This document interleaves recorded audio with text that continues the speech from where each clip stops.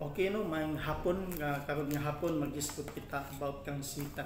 Kinsa man gyud si Satan sa Bible? Ug unsa man gyud tinuod niya nga pangalan?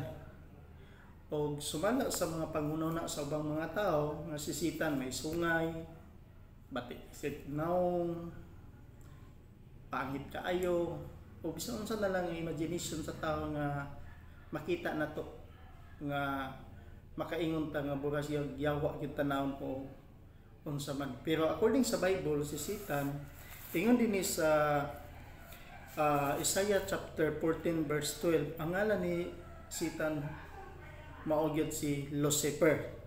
Ug ang pag-create sa Ginoo niya according sa Bible sa Ezekiel chapter 28 verse 12 ingon pa sa Bible, Son of man, take up an lamentation upon the king of Tyros, and say unto him, Thus saith the Lord God, Thou sealest up the song full of wisdom and perfect in beauty.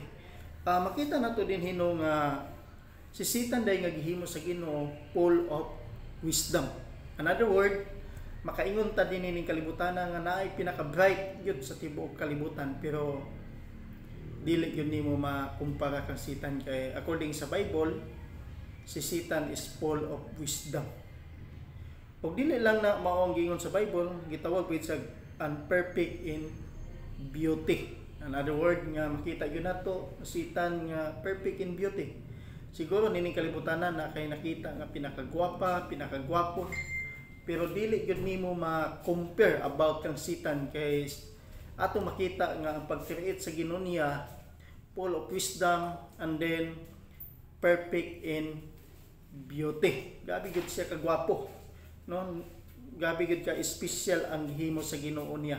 Og ingon pa, Thou art the anointed cherub that covereth that I have set thee, so thou was upon the holy mountain of God, thou hast walked up and down in the midst of the stones of fire. But pasabot ba nga kung imong gintanahon ang iyang tumbanan siyang mga tiil puros gyud mga precious stone, no? Very special gyud kaayo siya nga gihimo sa Ginoo.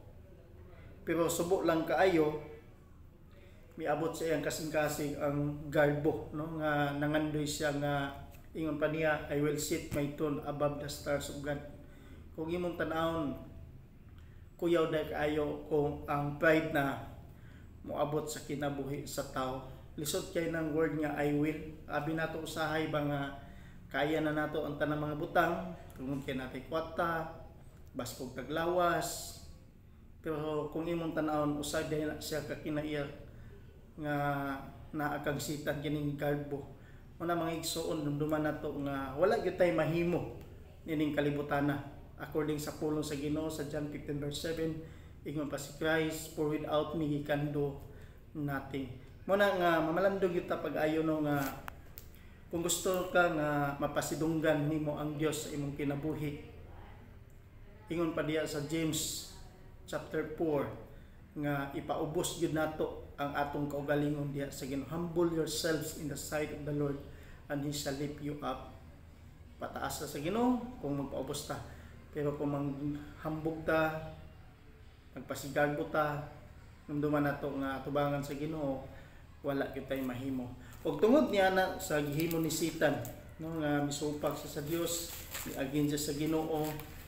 O ato makita din sa Revelation chapter 12 verse 9, muna ni ang kahimtang karon ni Satan at tubangan sa Dios. Ningon pa niya, and the great dragon was cast out, that old serpent called the devil, and Satan which deceiveth the whole world, he was cast out into the earth, and his angels were cast out with him. Muna karon si Satan ato makita na siya nga great dragon, the old serpent called the devil, o ang iyang pangalan karon makita nato Satan means nga siya nahimo na siya nga dautan at tubangan sa Ginoo. Og ang padulngan sa yawa according din sa Revelation chapter 20 verse 10, ingon pa Paulo sa Ginoo, and the devil that deceived them was cast into the lake of fire and brimstone, where the beast and the false prophets are and shall be tormented day and night forever and ever. Muna mga kaigsuonan nga ang imperno giandam sa Dios sa yawa o sa iyang mga angels ug bisan pa sa mga false teachers, no, nga mga tao nga wala gyud ni duol diha kang Kristo. Muna no nga kung kaluwasan gasa lang gyud sa Dios, di gyud ta makaingon nga maluwas ta pinaagi sa atong kaugalingon, di gyud ta makaingon nga maluwas ta tungod kay kaya nato ang pag-atog langit. Ang ato lang yung ipasalamatan kay naay Kristo, no, nga may anis kalibutan, nagpalansang sa cross, nagpatulo siyang dugo aron kita mahatagan og kaluwasan. Ephesians chapter 2 verse 8 and 9, last verse. For by grace are you saved through faith, and that not of yourselves, it is the gift of God. Ug manghihapon ka natong tanan.